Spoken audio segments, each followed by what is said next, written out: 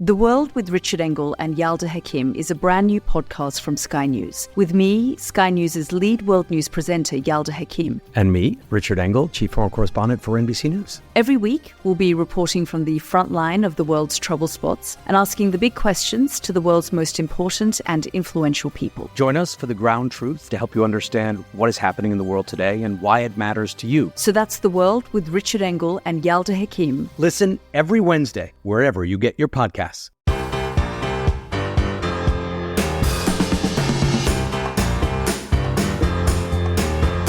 Hello and welcome to Electoral Dysfunction from Sky News with me, Beth Rigby. Me, Ruth Davidson. And me, Hariet Harman. We have been gallivanting around, haven't we? We had a lovely night, didn't we? We had a lovely night. Harriet had us round her new gaff, which is so stylish. It's so stylish. Like, I want to be Harriet when I grow up. We're going to come to my house next, but I'm going to have to do a mega redesign because it looks like a pit compared to Harriet's surroundings. And I'm basically took surreptitious photos of all Harriet's glassware, tableware. If that was surreptitious, I'd hate to see you being obvious. I literally... You were practically rummaging in her bloody knicker drawer, woman. We've got to get down to business on today's podcast because we are going to be reflecting on some really important stories. We will ask whether assisted dying could actually become legal. Hariet and Ruth have lots of thoughts on this. I'm really interested to talk about that. We're also going to talk about trust in institutions. Has anyone got any faith left? And I've brought you a little present from Grimsby, which I will deliver to you later. Is it a fish? I'm not telling you. Okay. Is it a wind turbine? I have been back from... Let's start. Let's get down to business. So off mic, we have spoken loads about assisted dying, and Ruth and Hariet are really, really passionate about it. There are now 2 weeks until MPs vote on whether to make it legal in England and Wales. It's almost a decade since the last time it came to Parliament. And I thought where we could start on this, because you've probably read loads about it, but I wanted to start at a slightly different point. I want to go back to basics and explain how the bill has now come into Parliament, because it's not come from the government. And this actually is important because it can affect how some people feel about the policy as well. It's come from a private member's bill. Can you take us through what that means? What is a private member's bill? How does it come about? Well, normally the law is changed by the government bringing forward a bill for scrutiny and approval by the House of Commons, and that's called a government bill. But if the government doesn't want to bring forward a legislative change, there's an opportunity for members to put their name into a ballot, and then the one that wins the ballot has some time to bring forward their own bill. And Kim Leadbeater came top of the ballot, so she has chosen for the subject of her bill assisted dying. And because it's on assisted dying, which is regarded as a conscience issue, it will be a free vote, so the whips can't tell you how to vote. If it passes, if it gets approval for that, it then goes upstairs into a committee room and a committee of MPs, and that will be a majority of MPs who are in favour of assisted dying. But what they'll do is they'll go through the bill clause by clause to see whether there needs to be any amendments. And the committee can vote on it and make changes in the bill, which then come back to the House of Commons. And that will have as much time as is needed. So the reason I was bringing that up is, and you've explained it brilliantly, is the point being that when a government brings a bill, it goes through a kind of excruciatingly detailed process in which the machine of government and civil servants... Before it even gets to the House. That hasn't happened. There's been debate at large. You've seen it all through the newspapers. You've seen it on media and everything like that. So there has been general debate about this. And after it's been up in the committee for as long as it's necessary, then it will come back downstairs to the chamber of the House of Commons, and the House of Commons will decide whether or not it wants to agree with any changes that have been made in committee or even put forward their own changes. It needs to come back to the House of Commons in about June next year from the Lords in order to get through before November, when there'll be the expectation there'll be a new King's speech. So it's got to have got through in this session. It is quite unusual for private members' bills to pass, isn't it? Often they just fall. They don't get very far, do they? And she did well to pick something which is not going to be a whipped issue, which is a conscience issue. Yes. But there's been very notable private members' bill. For example, the first disability rights bill was a private member's bill. The first abortion bill was a private member's bill. So, as Hariet was saying, the Labour MP who brought the bill is Kim Leadbeater. She sent us this message about it. Let's have a listen. I'm Kim Leadbeater, the Member of Parliament for Spen Valley, and I am the Member of Parliament who has published the bill around giving terminally ill people a choice at the end of life. So it's partly about autonomy, it's partly about choice and dignity, but it's also about creating a much safer legal framework on such an important issue. This isn't about people with disabilities. It's not about people with mental health conditions. It's very, very strictly and clearly about terminally ill people who are dying anyway, and it's given them the opportunity to die in a manner of their choosing. And it's actually about shortening their death rather than ending their life. I didn't have a traditional journey into politics, as your listeners probably know, but I'm here to try and make a difference, and I'm here to try and do the right thing. And this issue is something I do feel really passionate about, and it's the right thing to do. But there has been a personal cost, there has been abuse. But I also, when I speak to the families that have campaigned on this for decades, some of them, and are having to tell their stories over and over again of losing loved ones under really horrible circumstances, I'm doing this for them. And that's why I came here. I came here to try and make a difference. And it's a really bizarre job, is being an MP, and a lot of the time I don't particularly enjoy it. But if you feel that you're making a difference and you feel that you're doing something positive, then that's what motivates me, and that's what keeps me going. And you know what the other really important thing is? Whatever happens with the bill, I'm having conversations, and people across the whole country are having conversations about palliative care, which we don't talk about enough, about the rights of disabled people, which we don't talk about enough, and also about death, which in this country we're generally not very good at talking about. So the fact that all those things are happening, I think, is a really important thing. And I'm proud to have been just a small part of that. And just to explain, when she says she didn't have a kind of normal route into politics, it wasn't what she wanted to do. Kim Leadbeater is Joe Cox's sister, and when Joe Cox was killed, she stood for her seat. You know, she's very honest about the fact that she had never had some dream. That was always her sister's dream, was wanting to come and do this. It was never hers. And she is honestly one of the nicest, most collegiate, most cross-party working, just most honest to God, decent people that I've met in either house since I've been down here. She's a really good person. Something that struck me in this voice note from Kim, and actually upsets me, is when she talks about the abuse that she has got, not enjoying being an MP. You've got to think about it. She saw her sister being an MP and she was killed. And then when you hear that Kim talks about getting a lot of abuse, that's just feels awful, doesn't it? Yeah, it's absolutely horrific. And Jo was murdered at her advice surgery. You know, very typical. There she was with her constituents, listening to their concerns. You do feel for Kim that all MPs get abuse, but I mean, she is a remarkable person, Kim, to withstand this. And her parents as well are absolutely incredibly strong local people. But, you know, she wants to, you can hear that from the voice note, she wants to do good in this world, in whatever role she's in. Ruth, I want to ask you about this because you actually voted against assisted dying in Holyrood. But I remember in your maiden speech in the House of Lords, you said you changed your mind. Yeah, Do you now agree with what Kim said there in that voice note? So I voted, probably, 8-9 years ago now. There was, a private member's bill. It was brought forward by a phenomenal woman called Margot MacDonald, who had been an SNP MSP, but then went independent. And I really struggled over it. And in the event, it was voted down at stage 1. It got voted down because, in truth, it wasn't that brilliantly drafted a bill.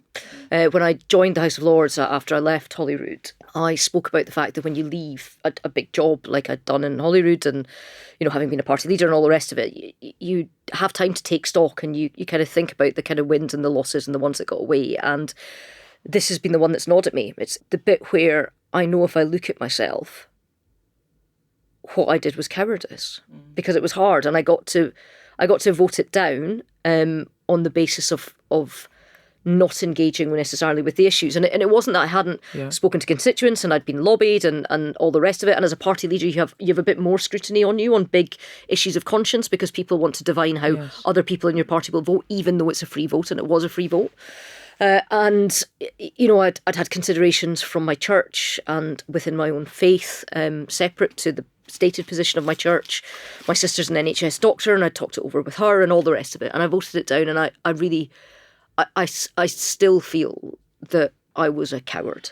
And that's a strong word to use, but I felt like I got a get out because the bill wasn't good enough, and it meant that I didn't actually have to wrestle with my conscience as much as I needed to. This has sat with you because I remember when we were doing the pod a few months ago, and you said if there was one thing that you could do, if there was one thing that you could change, if there was one piece of legislation that you could bring forward, it was assisted dying. So now you think this is a chance to put it right. You will obviously back it in the Lords. It's funny because people have their own reasons for that. It is obviously about people who are in unendurable pain, wanting to have choice and agency over how they die and having a good death and all the rest of it. But it's also about the things that come around that. So, you know, you can look at the stats and the figures, and there's about 200 million people in the world that have brought in legislation like this. So I think that shows you that it can be workable. There's about every 8 days somebody in this country goes to Switzerland, spend £10,000 if they have it, to die abroad because they feel like they can't do that here. But for me, it was always a bit more about that. It's the sort of, I don't like the idea of imbalance or unfairness. And there seems to me something very unfair about how much things like the church and others talk about end of life and how you can't take away from God and others what is a sort of a life or death kind of thing. But the church has nothing to say, literally nothing to say about the 50,000 people in this country that make unbelievably detailed decisions about the beginning of life. So I went through the IVF process, you know, in terms of, you know, all the choices that you make about timing and all the rest of it, screening, the donor sperm for hair colour, shoe size, anything you like. You know, you've got so much agency over the start of life. And people have no agency over the end of their own life. And that seems unfair. And I've done a lot of work in the last few years trying to make up for my cowardice years ago. So for you, it's about people having choice and agency. It's about agency and control. And yes, we have to get all the safeguarding right and all the rest of it. But until you've seen somebody, like you say, that's going through that, the idea that people whose mind is still completely sound, but whose body has failed them and is failing them to such a degree that they are in excruciating pain every single day, but they, you know, to take that agency away from them or to tell them that they're not allowed to have it, I think seems to me an imbalance and an unfairness. And I've had almost a counter to that, in that I've watched people very close to me with a now quite advanced Alzheimer's dementia, and I've been on the journey with them over years, and to see their mind go, but their body say, now they would not be included in this. You've got to be of sound mind, absolutely, 100%. I mean, you know, and you raise a point there that's important, Ruth, because it's about being sound of mind, because some of the misgivings around this bill, and I'm thinking about the Lib Dem leader, Ed Davey, he's been outspoken on this, hasn't he? He said he thinks some people will feel like a burden on their families and feel pressured into it. That's his view. But then Tanni Grey-Thompson, she has explicitly said she's worried about the impact on vulnerable people, on disabled people, the risk of coercive control, the ability of doctors to make a 6-month diagnosis. And she's an excellent advocate for this and for the other side, and she's done so much work in this space. But Hariet, when someone like Tanni, who's a very famous Paralympian, she's a disability activist, she sits in the House of Lords with both of you. When she, as someone who has lived that life of being disabled, when she says, I'm really worried about this because of the impact it has on disabled people, or indeed when Ed Davey, who, you know, he's got a very disabled son, his wife has multiple sclerosis as well. And he says that he's worried about people feeling like a burden as a person who has been a carer. He's both a carer for his son, but he also cared for his mother through illness as well. His mum died when he was quite young of cancer. Does it give you pause for thought, Hariet? Because I know you're supportive of the bill, but you hear these arguments. With something like this, you've got to expect that most people will comply with the law and not afford people assisted dying unless they were of sound mind, over 18, within 6 months of death, and with 2 doctors and a High Court judge, that unless they came with that within that framework, that assisted death wouldn't happen. But if it did happen outside that framework, you'd expect the law to be enforced. And I remember this with the abortion debate. The thought was immediately that people would abuse the law, but actually the law was very well defined, and if people abused it, they got prosecuted. So that's what happens. But I think the most important thing is for individual choice, and nobody should ever be pressured about anything, but nor should people be denied individual choice. And I see this very personally because I see people who are voting against this bill denying me my choice, my agency, when I get to that point where I'm within 6 months of death. I want that choice. I don't want to impose it on other people, but I want that choice for myself. When somebody like Tanny speaks, when somebody like Ed Davey speaks, I listen to them and I respect them. And I think because they've been good advocates for this, it's actually in an odd way, and because they've been talking about it before there was the introduction of a bill, it's helped make the bill better, because there has been an attempt by Kim and the team that's helping her to draft it to address this. And part of the bill actually introduces a new law. So a new law called coercion that would have the penalty of 14 years in prison. So really hefty. So look, we are exploring all sides of this debate, and Hariet and Ruth, you are both in favour of it. Ruth, you've been on your own journey where you opposed it, and now you have a different view. Obviously, it's important that we do explore other views too, and we've had a voice note from a lawyer who worked on a case linked to this. Let's have a listen to what he says about it. My name is Alex Rutkeen. I'm a barrister specialising in mental capacity law, and I'm a professor of practice at King's College London. And I think you should also know that I was involved in the last substantive challenge to the ban on assisted suicide contained in the Suicide Act. Law has to serve everyone. It can't simply serve those people whose very emotive stories we are hearing in public at the moment. It has to serve those people who, if the law is passed, we will hear different stories about. And so this is a bill which has been drafted, and I don't mean to be rude here, but it has been drafted on the fly in under a month. And you can see examples of that in, for instance, the way it thinks about capacity. It just says, for capacity, see the Mental Capacity Act, which means, for instance, it leaves open a question of whether we're expecting doctors to support patients to make the decision to end their life. It also leaves open, with very little detail, precisely how far this bill would go beyond legalising assisted dying towards actually implementing a system of assisted dying. That's Alex Keane, a lawyer that's worked on some of these cases, and he's not really arguing against the principle. He's rather talking about the practicalities, and that's why I brought up the idea of it being a private member's bill instead of a government-backed bill. What did you think of what he said? I don't agree with him, and I don't think the government should take it on.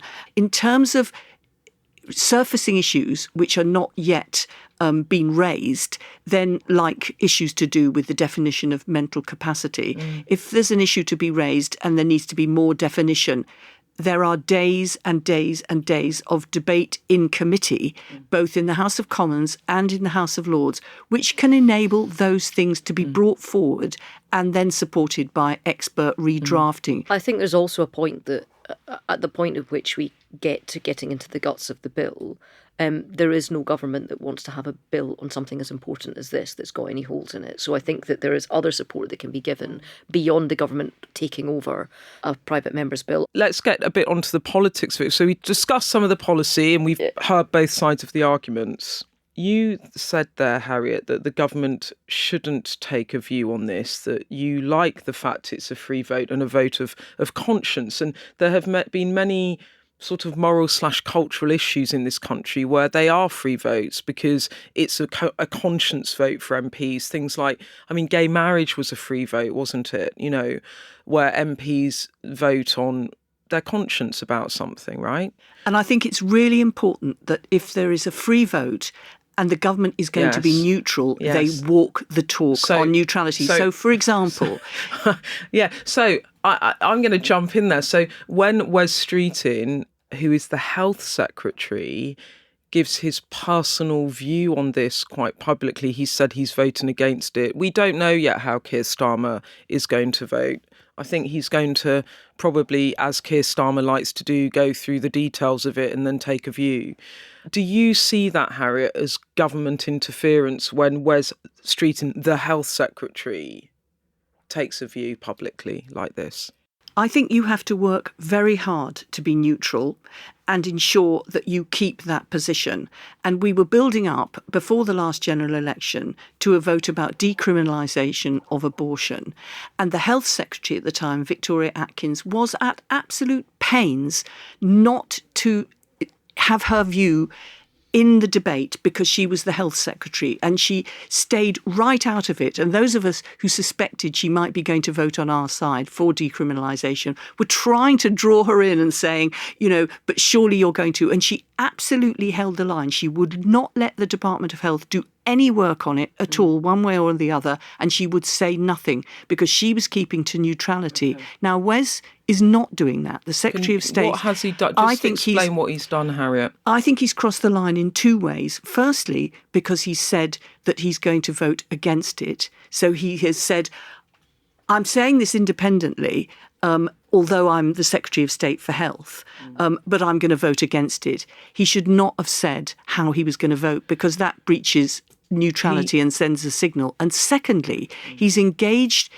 his department to do work on this, which indicates that he thinks there's a problem. And he said the problem is that it will cost money to bring in an assisted dying measure, and therefore he will have to cut other services. Yes. Now, that is engaging in the debate on one side. But paradoxically, at the same time as he said that, he also said it will be a slippery slope because people will be forced to bring about their own death in order to save the NHS money. Well, it can't be doing both things. It can't be both costing the NHS money and saving the NHS money. But I think above all, we should not be having this argument in respect of money. It should not come down to resources. It is a huge moral issue.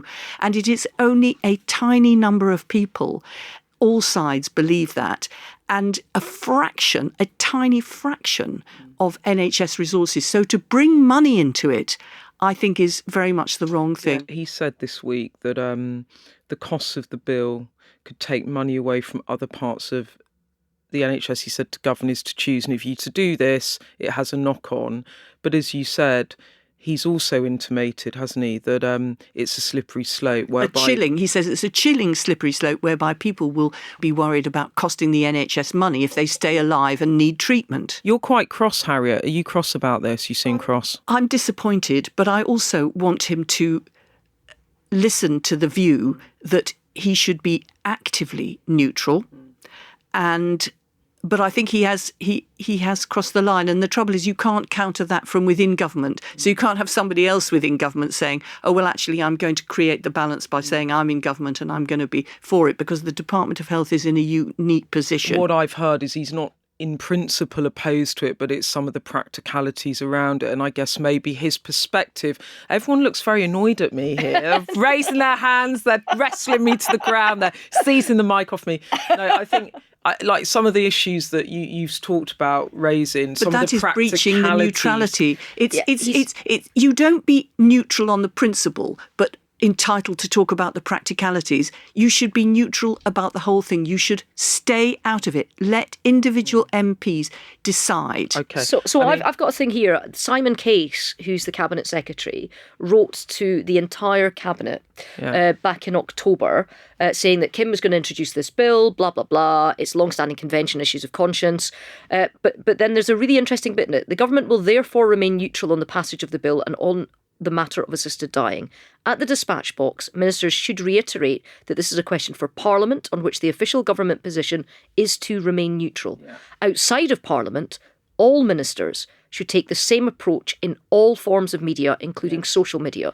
Though ministers need not resile from previously stated views when directly asked about them, they should exercise discretion and should not take part in the public debate. So where I'm angry with it, Wes, is that this isn't a long-stated view of him. I actually don't mind if he's directly asked, as he was on radio, will you vote for this? And he says, no, personally, I will not. Yes. I think that's fair enough. He's allowed to say that. I don't think he is allowed to say that. Okay, well, we disagree on that. Yeah. All right, just to play devil's advocate here, because you both, all you're disagreeing in is how cross you are with Wes Streeting. I'm the most cross. That's the only disagreement here. I bow to your crossness, Hariet. Hariet is the most cross.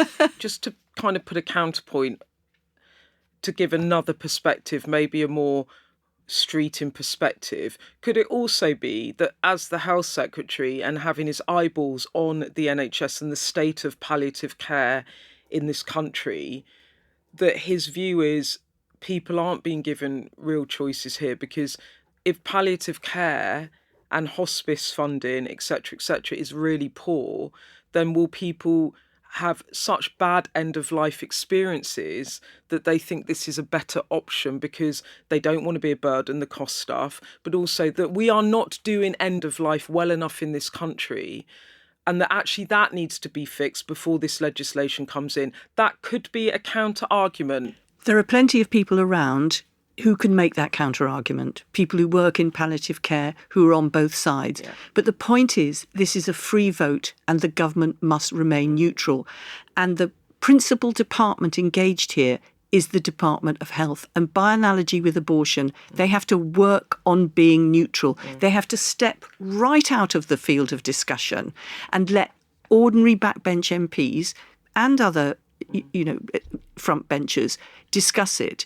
But I think it is disappointing that he's crossed over the line. Okay, but there's another question about Wes Streeting, which is he's extremely close to the Prime Minister, and his intervention has led to some chatter that actually this is a government that is less persuaded by this. They might not want the assisted dying to happen, and that via Wes, who is a kind of symbol of Keir Starmer, of the Prime Minister, that the government are using Wes as a kind of Trojan horse to try and signal that actually Keir Starmer isn't so keen on this. The government are going cold on this idea. And actually, is Wes's intervention going to dissuade some Labour MPs for voting for it because they think it might evoke the displeasure of the Prime Minister? I'm not saying that that is what is going on, but that is a discussion now about whether or not Streeting is trying to shift MPs and standing behind that is Keir Starmer. Hariet, that I'm not imagining this, am I? That this is becoming a live discussion in the party, right? Well, that is the problem of Wes Streeting having crossed the line. But actually, the truth of the situation is the government is neutral. Yes. And they will make an individual decision. So when it comes to that second reading vote on the Friday, all individual ministers will vote as individuals because the government does not have a position. You'd be forgiven from, if you just take a cursory look around the discussion, you think the government has got a position because the Health Secretary has, on the basis of his department, put forward a position. But the government is neutral. And I would reassure anybody who thinks, is actually Wes Streeting being a kind of proxy for Keir Starmer or proxy for the government? No, he isn't. The government is genuinely neutral. And all of those backbenchers, they can vote whichever way they want. The whips will not be having a view. Nobody will be having a view. They can just vote with their conscience. And I hope they'll do that and not feel overshadowed by what Wes has done. Do you think that the Prime Minister should reprimand Wes Streeting on this, Hariet? Well, I think it's interesting hearing Ruth reading out Simon Case's letter. It's not a ministerial code thing, so he's not broken any official rules. This is the kind of unofficial stance. But I think that he needs to look at the good practice previously. I'm sorry to be praying in aid a Conservative Health Secretary from the previous government that we were so keen to see the back of. Keep telling us that we did some things right.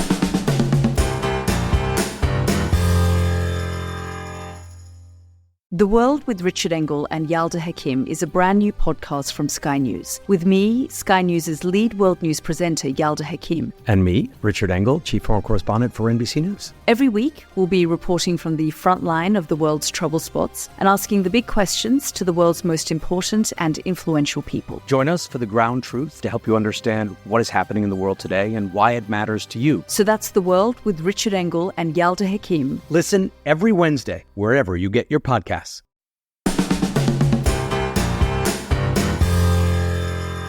We're back, and I think we should talk about what happened with the Archbishop of Canterbury this week. It was a massive moment. He stood down as the Archbishop of Canterbury, Justin Welby. It came about because of sex abuse in the Church of England and a view that he did not deal with this in a way that perhaps should have been dealt with years ago. He came under huge pressure and he was forced to stand down. Now, I don't think it's maybe right for us right now to get into this discussion about the details of what happened within the Church of England, but it also is another scandal that speaks to something else that has plagued public life in this country, and we have talked about on this pod, and that is trust in institutions, trust in authority figures, and faith that the institutions that are meant to look after you and protect you actually badly let you down and damage people and damage public life and faith in institutions. Ruth, I know you feel quite strongly about this. And it feels as if the foundations of quite a lot of the institutions of the United Kingdom have been shaken quite a lot lately. And I think that this is going to be a really turbulent time for the Church of England, who already had issues in terms of, we'll introduce women bishops, but we'll allow some male bishops to say that they won't ordain them. They're trying to modernise in some ways and be allowed to say prayers and give blessings to same-sex couples. It kind of feels as if there's a schism coming, like it's being held together by senior leaders and good faith and goodwill, but actually there's areas of the church that doesn't have a lot in common with the others. And I say that as an observer. I'm Church of Scotland, I'm not Church of England. But also in terms of just the change in the UK. So the census in 2021, for the first time ever, less than half the people in England and Wales said that they would consider themselves Christian. And that's not people that regularly go to church, but even people that think of themselves as culturally Christian rather than agnostic or atheistic. So I do feel that actually, in the absence of all of these kind of institutions, there's a job here for government to do, because people have, they've fallen out of love and don't trust the media because of various scandals. They've fallen out and don't trust politicians, particularly because of Partygate and other things. And then you had kind of Keir before the election saying, we're going to turn politics into public service for people, and then Expenses Gate happened and Freebie Gate happened, but nobody's telling that tale of what we could be. We're all just mourning what once might have been, and I think that that's really damaging. What do you think? How do you agree with that? Well, I don't want to go back to the day when people had deference for institutions and they trusted institutions just as a matter of belief, and now we've gone past that view, whereby just because it's an institution, whether it's the church, whether it's parliament, whether it's the police, whether it's the family, that you believe it's a good thing and you have trust and confidence in it. Now, institutions have to earn trust and confidence, and they have to justify trust and confidence. So we don't say the family is just a good thing. If there's violence in the family or child abuse, we say, no, that is not a good thing. And the thing about institutional defensiveness, which is what happened with the Church of England, is that they are harking back to the day where you defend the institution. Actually, you have to defend the substance and the credibility and the integrity within the institution, thereby the institution can be trustworthy. That's the thing about Welby as well. He didn't really want to resign, did he? But in the end, other bishops were publicly saying he needed to go. It's part of trying to earn trust back and giving people confidence in the organisation, someone taking responsibility for what happened. I don't think that does earn trust. What it does is remove an obstacle to the task of rebuilding trust. Right. It's a condition precedent. It doesn't Yes. actually Yes. deliver it. But the point you is, can't even yes, embark on that without it. And I think the institutional defensiveness point that Hariet makes is a good one, because quite often when it comes to this is not about allocating blame and firing people and sacking them or having them resign. This is about how do you defend and uphold the values that you say that your institution lives by, and use that as your watchword. That's your North Star. Yeah. And if people contravene them, then you know exactly how to deal with that within an institution. And that's how you clean your own stables. That's how it works. Because the choice could have been to listen to those children who were having grievous bodily harm inflicted on them. Yeah. That was a criminal offence of violence. And the choice was, do we listen to those children, be horrified about it, and take really swift action? Or do we just carry on as an institution? It's that choice moment where an institution has got to always prove itself to be on the right side. I mean, Justin Welby has said that he had no idea or suspicion of the abuse before 2013. He did say that, didn't he? But of course he had that knowledge after 2013 and the man carried on doing those criminal offences. Yeah, and I'm sorry, but I only knew for 11 years isn't much of a defence. Well, look, on the issue of earning trust in institutions, Hariet, you are right that part of having confidence in institutions is doing what you say and saying what you do. And this leads me neatly on to a little treat I have for you, because I've brought you a present from Grimsby. Can you guess what it is? I mean, a fish? A wind turbine? A wind turbine or a fish? No, it's better than that, ladies. I haven't brought you a fish. I haven't brought you a wind turbine. But you might remember that during the election, I also hosted that leaders event and interviewed Starmer and Sunak in front of the audience. And then the audience put questions to leaders, which was by far the best bit. We can all agree on that. Well, what I can give you is I went back up to Grimsby and I can give you some of those audience members 4 months on, because we went and had a chat with some of them that had interviewed the former Prime Minister and now the current Prime Minister about what they thought.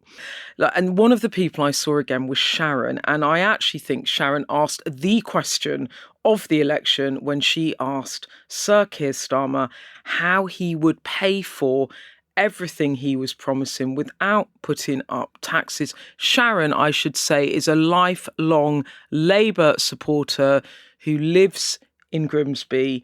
It's a few months on. We've had the budget and I asked Sharon all about it. And the gift I give you is Sharon from Grimsby. I did vote Labour. I've always voted Labour. Yeah. But the Labour I'm seeing so far, it's felt chaotic. And it's overshadowed the good things that have gone on. But your question went to the heart of it, which was how are you going to fund it? Yeah. And they said through growth. Obviously, they've done that by putting it all on the employer, following the budget. I actually think I've been indirectly taxed. I know that's going to affect the double whammy of actually putting it all onto employees, of the minimum wage going up, but also actually the national insurance going up. And then they've obviously said that there's 3 choices, that employees are either going to take less profit. This is real world. My husband works in the private sector.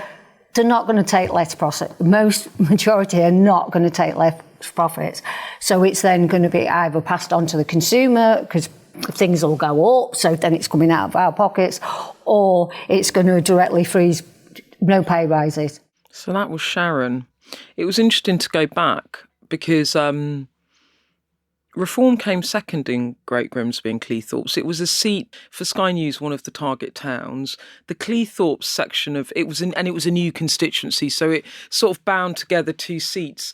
And particularly Great Grimsby had been a bellwether. It was one of those seats, Labour since 1945, very pro-Brexit, flipped to Boris Johnson in 2019, and then it merged for this election with Cleethorpes. And Cleethorpes had been in a seat that had been Conservative since 2010. Melanie On, who lost the Great Grimsby seat to Boris Johnson in 2019, became the MP again in 2024 and had a reasonable majority of 4,000. Reform came second there.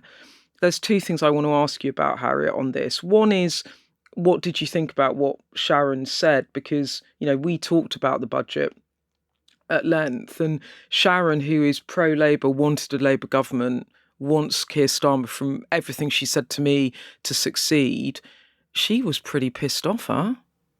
Well, I think it is difficult times, and Keir Starmer warned that it would be difficult times when we fixed the foundations, which had been so broken by the previous government. So there wasn't going to be any easy steps. But if we're on the path to growth and we're getting the public finances sorted out and getting more investment, then hopefully we can come back to Sharon and life will be better for her. It will be better, and that's the gamble. But the bigger question, I think, in all of this, and it goes back to what Ruth was talking about, trust in institutions, trust in government, is that what is biting on the heels of Melanie On, and indeed dozens of seats for Labour across the country, is not the depleted Conservative Party, but reform. And the idea of the politics of grievance, if you like, that Nigel Farage talks about, uses in his speeches, about how don't trust any of this lot. They haven't got your best interests at heart. They have failed you. I'm the guy coming in. I'm gonna change how things get done. I'm gonna make life better for you. That there's an issue here, isn't there? That if Keir Starmer doesn't deliver, and people like Sharon want him to, and are losing faith, that they're going to turn to other parties and reform. I've been talking to people in the Welsh Senedd elections. It's looking like they're going to take a lot of seats. I mean, this is hairy for Labour, isn't it, Hariet? I think it's very difficult when you've got a party which is a populist party offering easy answers which are absolutely undeliverable. And that is something that then really undermines trust and confidence in politics, because if people are told fairy tales, whether it's by Nigel Farage and Keir Starmer, that really, it really does undermine trust and confidence in politics. I think it's one thing people doing a protest vote where they're just saying I'm hurting, but it's quite another if it just completely offers solutions which are no solutions at all. The truth is, if your public services have been completely degraded, which they have been, and if your public finances have got a big black hole, which they have got, you have to take action. Sharon, like many people, there is a line that has been taken by Labour, but she sees the knock-on effect of the employers' national insurance rise. And we're beginning to see it now with businesses warning that they're going to have to cut jobs or they're going to have to push up prices in the supermarket. It comes back to the trust point, doesn't it? Like, how much of a problem do you think this is for Labour? Well, it does come back to the trust point. And like you say, Sharon works in the care sector, so kind of sees it from both sides, even though she talked about her husband working in the private sector. But the whole point was, in the whole campaign, Labour said we don't have to choose between raising taxes and investing in public services because we're going to get growth. Yeah. And the budget that we've just had, the independent OBR said there won't be any growth over 5 years. So I think that Sharon's question is valid, but I think the point that Hariet makes about delivery is important. Yeah. That's how you get trust back, is you actually have to deliver for people. And the problem that I see is that Labour ran this a really brilliant, disciplined campaign. They've come into government, and I don't know whether it's a lack of institutional memory because there's so few people that have been ministers before, whether just governing is hard or whatever, but they've had a lot of missteps. They're not firing on all cylinders, and they might sort that out, and I hope that they do for the sake of the country, but they're not landing well. They've used up a lot of political capital to not much return. So they need to get on with the delivery of stuff. But they also, if you're going to take on a populist insurgency like reform, the government has to give us a bit of vision. Where is the country going? And I had this argument before the election that neither Rishi Sunak nor Keir Starmer offered the vision part of a political campaign. What is the trajectory for Britain? Where are we trying to go? And I understand why Labour are trying to pin everything that's shit in the country on the Tories because they've been in power and really land the message of we've had a terrible inheritance. But you've got to do more than that. you're the government now. We want to know where the country is headed. Like, you've got to do the positive side as well as the negative. But let's just finish off with the final question that I put to Sharon and the other two wonderful audience members that came back, who both asked questions of the PM former and PM current, Amy and Cayman. And this is the question I asked them at the end of our interview, and let's play it out now to round off this. If you were going to give Keir Starmer a mark out of 10, what would you give him? 5. Average? 4. 4. I'd rather not say. You'd rather not say? Okay. No, but really, I mean, but I would rather not say. Yeah. But it's just you actually have always voted Labour. But I'd rather not say at this point, because you need organisation and you need strength.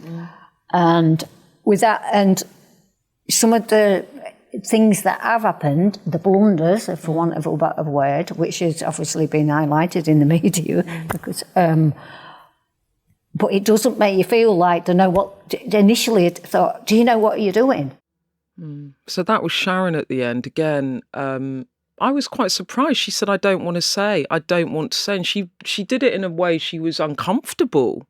Because I think the thing is, she would have given Starmer a really low score, and she didn't want to give him a low score because she wants him to succeed. And she talked about the blunders. And when she talked about the blunders, she raised the prison crisis, which arguably, and the early release scheme, which arguably is a hangover from the lack of prison planning for the previous government. Like you can see that is a kind of crisis that was given to them. And actually, if you talk to some Conservatives, they're like, part of the reason for going early in that election for Sunak was he knew that this was coming down the track. But also they did mention Freebiegate. They did not like that stuff at all. And just the lack of what Ruth was saying, like kind of just the lack of kind of purpose, drive, professionalism, the rows in Number 10. Do you have the clip of Keir Starmer's answer to her pertinent question? We don't, but he said, we're going to invest, we're going to put more resource in, and then he sort of dissembled a bit. And actually, I listened back to him and I was like, he didn't particularly answer the question. Oh, right. Okay. But he said, to be fair, he said, we're going to invest and put some resource in. He did. Yeah. He just didn't say how. Come on, they've done the ratings. How would you rate the government out of 10 so far, Hariet? I'd say 8. 8. Ruth? I'd say 5. Okay, well, we will come back to this. I'm not going to give a rating because obviously I'm the political editor of Sky News. I think I probably shouldn't have given a rating. Can I take my rating back? No, 8 out of 10. 8 out of 10 is a good score. That's 80%. That's like a first, grade A. I mean, all you take it back to do, Harry, is say 10 out of 10. That's probably true.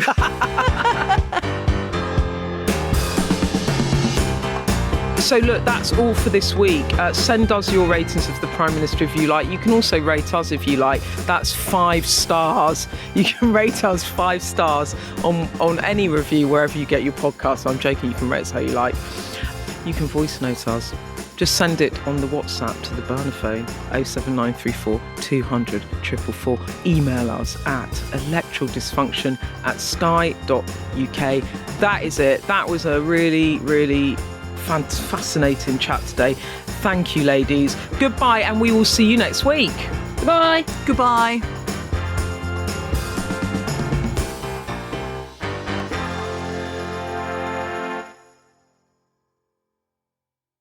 The World with Richard Engel and Yalda Hakim is a brand new podcast from Sky News. With me, Sky News' lead world news presenter, Yalda Hakim. And me, Richard Engel, chief foreign correspondent for NBC News. Every week, we'll be reporting from the front line of the world's trouble spots and asking the big questions to the world's most important and influential people. Join us for the ground truth to help you understand what is happening in the world today and why it matters to you. So that's The World with Richard Engel and Yalda Hakim. Listen every Wednesday, wherever you get your podcasts.